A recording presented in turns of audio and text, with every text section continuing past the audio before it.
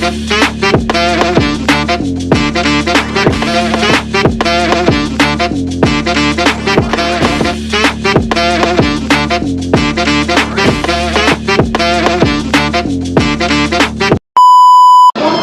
kami dari kelompok 4. Di sini kami akan membuat aplikasi Assalamualaikum warahmatullahi wabarakatuh. Perkenalkan, nama saya Windarti Ardi Putri dengan nomor NIM 21081149061. Saya di sini sebagai project manager. Tugas saya yaitu memimpin project aplikasi Mindfulness ini agar berjalan dengan lancar. Dan saya juga mengevaluasi kelebihan dan kekurangan yang terjadi di project ini untuk kedepannya jadi lebih baik lagi. Sekian, terima kasih. Assalamualaikum warahmatullahi wabarakatuh. Perkenalkan, nama saya Akusita Mariana dengan NIM 210814940. Di sini saya bertugas sebagai sistem desain dan juga finance. Untuk sistem desain, di sini saya membuat desain untuk aplikasi, jadi lebih ke UI UX-nya. Untuk finance, di sini saya membuat rancangan keuangan yang akan dibutuhkan selama proyek berlangsung dan juga saya mengatur keuangannya. Terima kasih. Wassalamualaikum warahmatullahi wabarakatuh. Assalamualaikum warahmatullahi wabarakatuh. Nama saya Afrandi Virgin Widiawan, biasa dipanggil Dio. NIM saya 21081144064. Di sini saya bertugas sebagai programmer dan sistem testing. Tugas dari programmer sendiri yaitu mengelola tata ruang atau letak aplikasi tersebut agar nyaman digunakan oleh konsumer.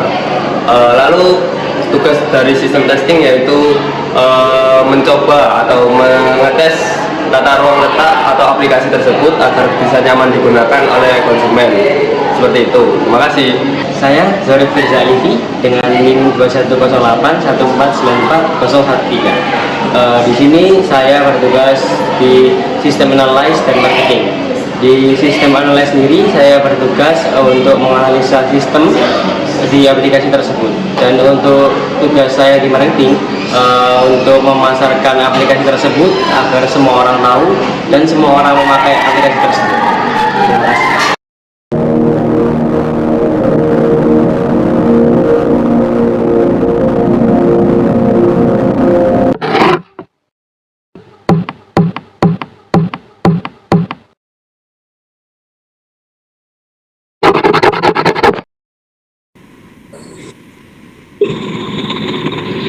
Assalamualaikum warahmatullahi wabarakatuh. Kami dari kelompok 4 di sini akan menjelaskan terkait proyek kami, yaitu membuat aplikasi Mindfulness Care atau aplikasi kesehatan mental berbasis AI.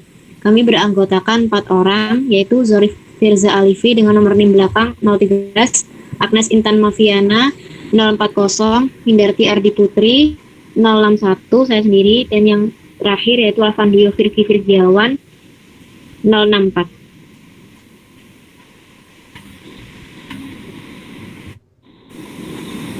Yang pertama yaitu project description dan goals kami. Kesehatan mental merupakan salah satu aspek penting dalam kehidupan manusia yang selama ini cenderung kurang diperhatikan dibandingkan kesehatan fisik. Lalu seiring dengan perkembangan zaman dan kompleksitas kehidupan modern, masalah kesehatan mental semakin menjadi perhatian publik. Dalam konteksnya inilah teknologi digital dan kecerdasan buatan AI menawarkan potensi besar untuk membantu menjawab tantangan ini. Lalu hadirlah aplikasi kesehatan mental berbasis teknologi yang dapat menjadi solusi inovatif membantu individu mengelola kesehatan mental mereka.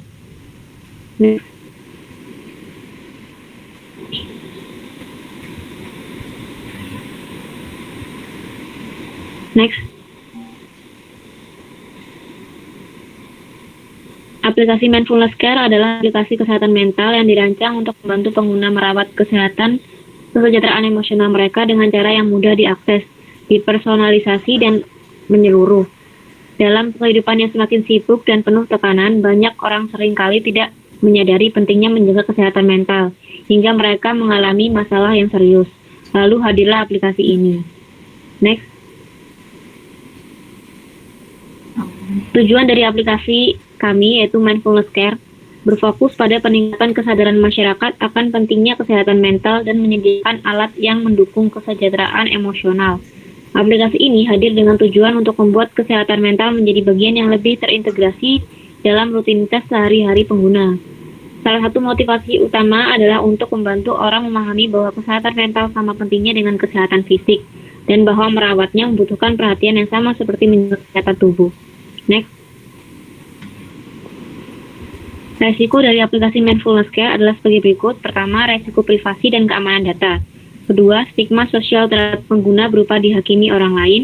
Ketiga, banyaknya aplikasi yang serupa. Keempat, kesalahan diagnostik. Yang kelima, keterbatasan teknologi. Dan yang terakhir yaitu harus ada tim keterlibatan profesional yang tepat agar memberikan panduan yang tepat. Deliverables kami yaitu salah satunya mindfulness care adalah penelitian pengguna yang bertujuan untuk memahami kebutuhan preferensi target pengguna. Ini mencakup pengumpulan data dari wawancara, survei, dan studi tentang kesehatan mental, sehingga memungkinkan pengembang untuk menciptakan aplikasi yang relevan dengan tantangan emosional yang sering dihadapi pengguna. Langkah berikutnya adalah perancangan peta perjalanan pengguna atau user journey yang berfungsi untuk memvisualisasikan interaksi pengguna dengan aplikasi dari awal hingga akhir. Selain itu, pengembangan fitur AI adalah deliverables kunci dari mindfulness care. Fitur ini memungkinkan aplikasi untuk menganalisis data yang dikumpulkan dari pelacakan suasana hati. Deliverables lainnya mencakup pembuatan konten untuk panduan meditasi dan latihan mindfulness. Next. Lalu scope definition kami di sini pertama mengembangkan aplikasi mobile yang ramah pengguna dan intuitif untuk Android dan iOS.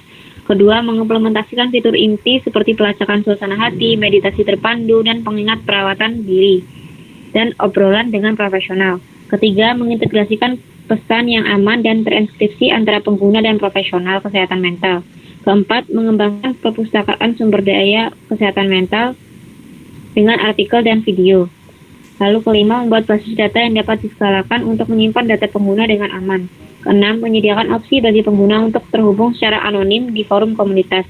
7. Melakukan pengujian kegunaan dan memasukkan umpan balik untuk memastikan keterlibatan dan kepuasan pengguna yang tinggi.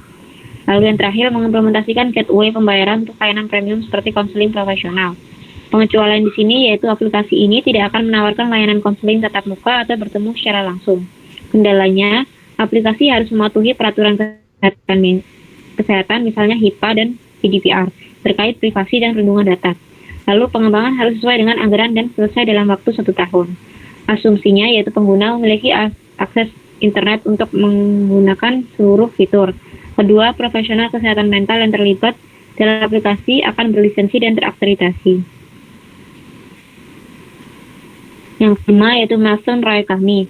Di sini yang pertama, proyek milestone kami pertama yaitu kick off proyek. Aktivitas kami di sini penetapan tim perencanaan proyek, pengaturan anggaran, alokasi sumber daya, dan penentuan strategi pemasaran dengan target tanggal seperti berikut ini. Lalu kedua, pengumpulan kebutuhan dan analisis.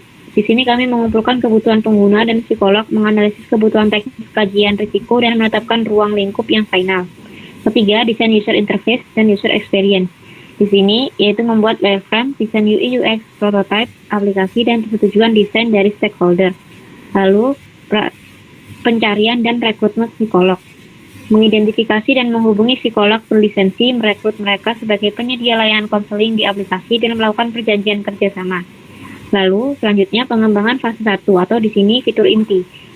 Aktivitas kami yaitu pengembangan fitur inti seperti pelacakan suasana hati, meditasi terpandu, dan perawatan diri, serta pengaturan back-end untuk penyimpanan data.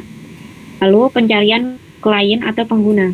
Di sini kami meluncurkan kampanye pemasaran untuk mendapatkan pengguna awal atau klien yang tertarik dengan layanan mindfulness care kami, termasuk penggunaan media sosial iklan digital dan kerjasama dengan komunitas kesehatan mental.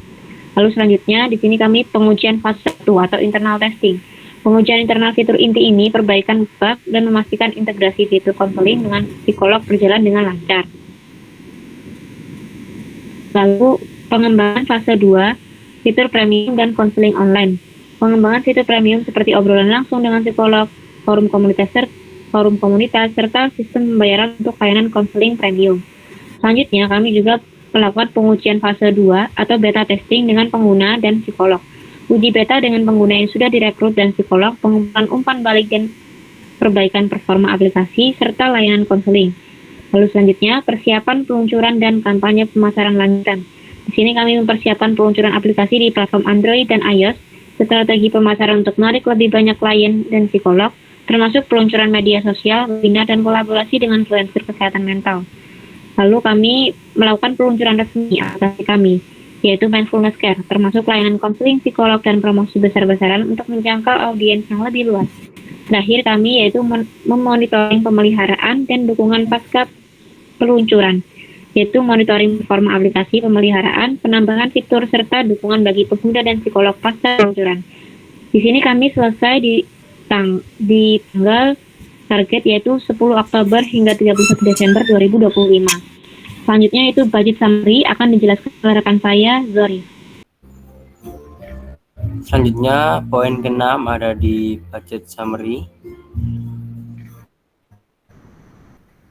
Project komponen yang pertama ada di aplikasi developer, memerlukan komponen cost sebesar 50 juta.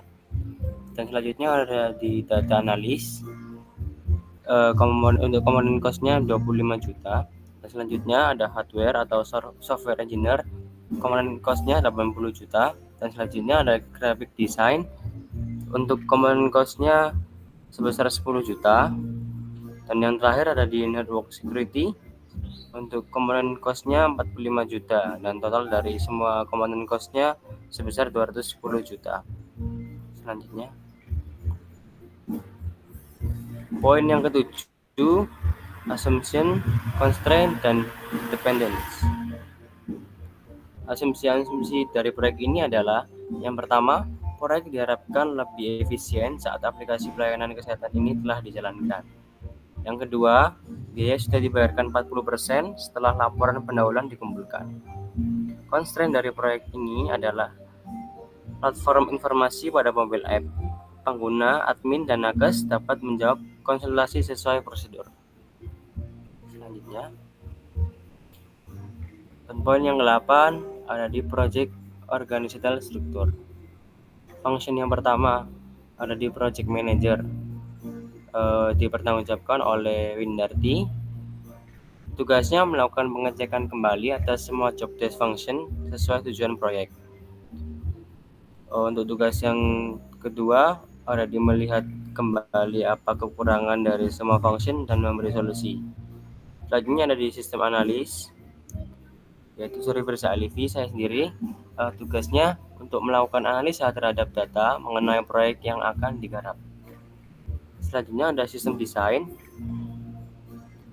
untuk penanggung jawabnya di Agnes. Lalu ada tugas yang pertama, mendesain tampilan aplikasi semenarik mungkin. Tugas selanjutnya ada di mendesain tampilan secara up to date sesuai perkembangan zaman. Selanjutnya ada di programmer, dipertanggungjawabkan oleh Alvandio. Tugasnya untuk melakukan tata ruang aplikasi agar bisa digunakan oleh customer secara mudah dan praktis. Selanjutnya ada di sistem testing, dipertanggungjawabkan oleh Alvandio juga. Tugasnya untuk mengecek kembali sistem agar bisa digunakan dengan baik dan benar. Dan berikutnya ada di finance, dipertanggungjawabkan di Agnes Intan. Tugas yang pertama menyusun anggaran yang diperlukan untuk proyek. Dan selanjutnya ada memantau dan mengendalikan pengeluaran saat proyek berlangsung. Dan yang terakhir ada di marketing, dipertanggungjawabkan oleh saya sendiri. Untuk tugas pertama, merencanakan strategi untuk mempromosikan produk. Dan tugas yang kedua untuk menentukan segmen pasar yang dituju. Selanjutnya,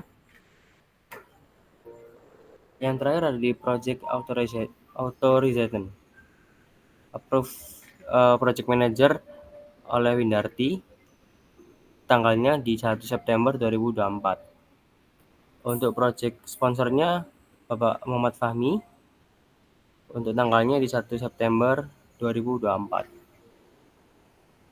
Selanjutnya untuk di Trello dijelaskan oleh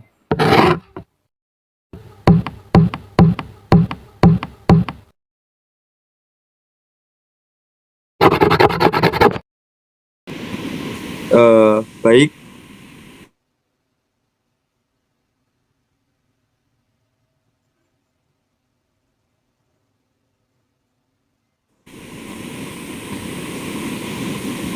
dikembalikan oleh Mbak Winda.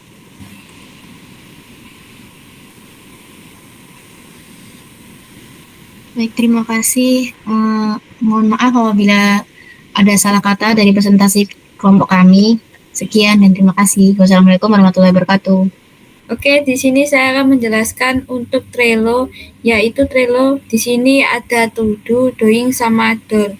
Untuk yang done adalah progres yang sudah kita laksanakan dan sudah selesai. Untuk doing yaitu yang sedang kita kerjakan. Untuk to do yang akan kita kerjakan. Untuk done di sini yang pertama ada perencanaan. Jadi untuk perencanaan di sini kita berdiskusi terkait ide untuk project charter pada tanggal 22 September yang diikuti oleh Winda, Zorif, Alvandio, dan juga saya. Selanjutnya ada division of labor. Di sini penyusunan dan pembagian job desk yang diikuti oleh seluruh anggota pada tanggal 27 September. Untuk selanjutnya yaitu ada riset masalah.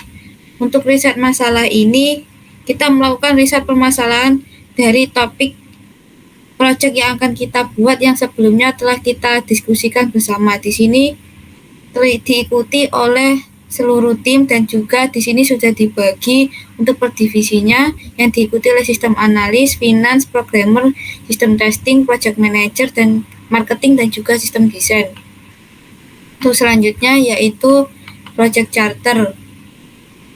Jadi di sini kita telah melakukan pengumpulan dan presentasi secara singkat terkait project charter yang diikuti oleh satu tim yaitu sistem analyst, finance, programmer, sistem testing, project manager, marketing, dan juga sistem desain pada tanggal 30 September. Untuk selanjutnya yaitu ada kick off proyek. Jadi di sini yaitu penetapan tim, perencanaan proyek, pengaturan anggaran, alokasi sumber daya, dan penentuan strategi pemasaran yang pada kali ini diikuti dan dikerjakan oleh seluruh anggota tim yaitu ada sistem analyst, finance, programmer, sistem testing, project manager, marketing, dan juga sistem desain pada tanggal 9 Oktober. Untuk selanjutnya yang sedang berjalan yaitu ada pengumpulan kebutuhan dan analisis, yaitu di sini kita mengumpulkan kebutuhan pengguna dan psikolog, menganalisis kebutuhan teknis, kajian risiko, dan menetapkan ruang lingkup yang final. Di sini diikuti oleh seluruh tim yaitu ada sistem analyst, finance, programmer, sistem testing, project manager, sistem desain dan ini dilakukan pada tanggal 19 Oktober sampai 8 November.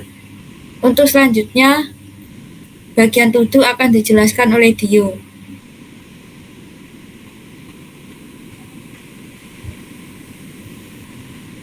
Baik. Lalu yang bagian to do yaitu ada desain user interface dan user experience yang dikerjakan oleh programmer, project manager, serta desain design, yaitu untuk membuat wireframe, desain UI UX, prototipe aplikasi, dan persetujuan desain dari stakeholder. Jadi seperti itu. Lanjut.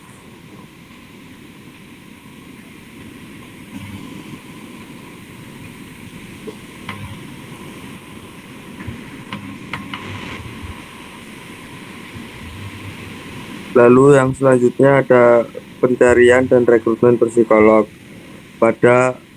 Yang di sini dikerjakan oleh project manager sendiri, yaitu untuk mengidentifikasi dan menghubungi psikolog berlisensi serta merekrut mereka sebagai penyedia layanan konseling di aplikasi dan melakukan perjanjian kerjasama yang dilakukan oleh project manager bersama para psikolog yang berlisensi tersebut.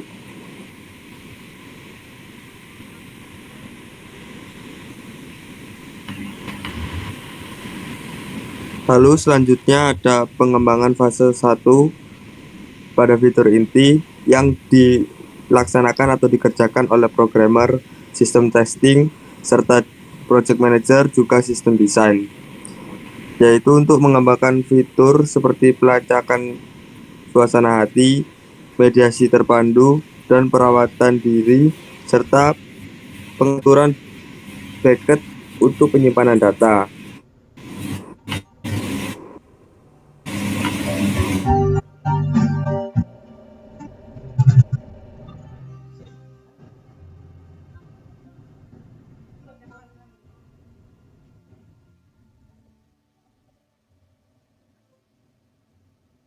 Untuk meluncurkan kampanye pemasaran untuk mendapatkan pengguna awal yang tertarik dengan layanan mindfulness care, termasuk penggunaan media sosial, iklan digital, dan kerjasama dengan komunitas kesehatan mental.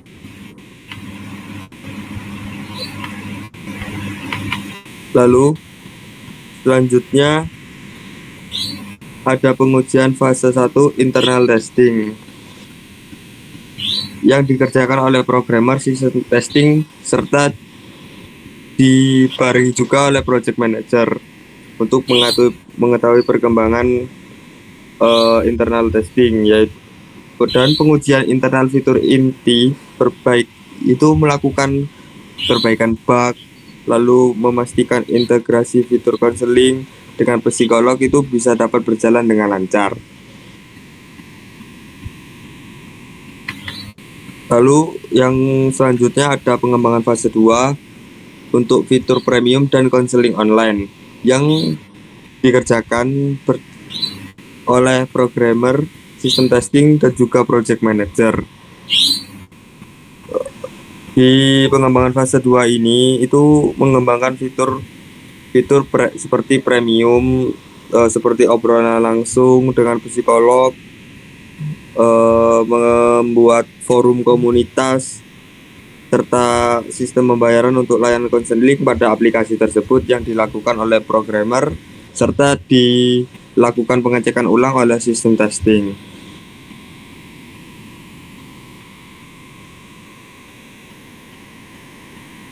Lalu pengujian fase 2 yaitu tentang beta testing dengan pengguna dan psikolog yang dilakukan oleh programmer, sistem testing yang diatasi oleh project manager, lalu sistem desain,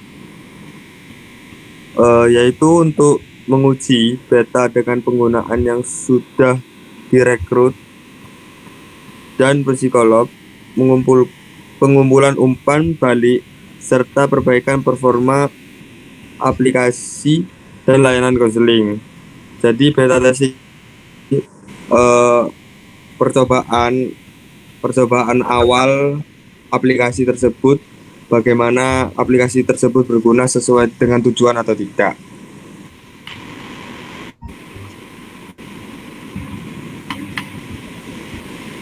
Lalu selanjutnya ada persiapan peluncuran dan kampanye pemasaran lanjutan yang dikerjakan oleh sistem analyst, project manager, serta marketing, yaitu untuk peluncuran aplikasi di platform Android dan iOS, serta strategi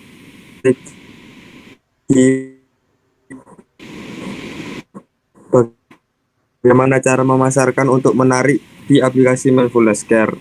Lalu termasuk juga peluncuran media sosial itu bagaimana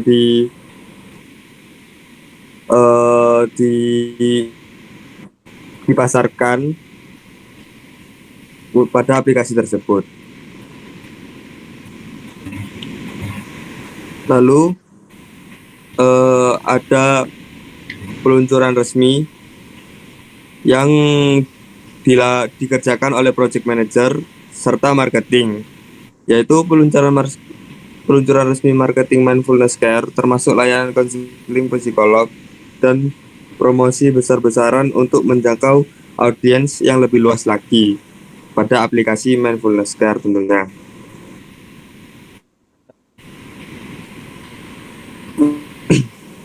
Lalu ada monitoring, pemeliharaan, dan dukungan pasca peluncuran yang dilakukan oleh seluruh jajaran pada project charter tersebut, yaitu sistem analysis, finance, programmer, sistem editing, project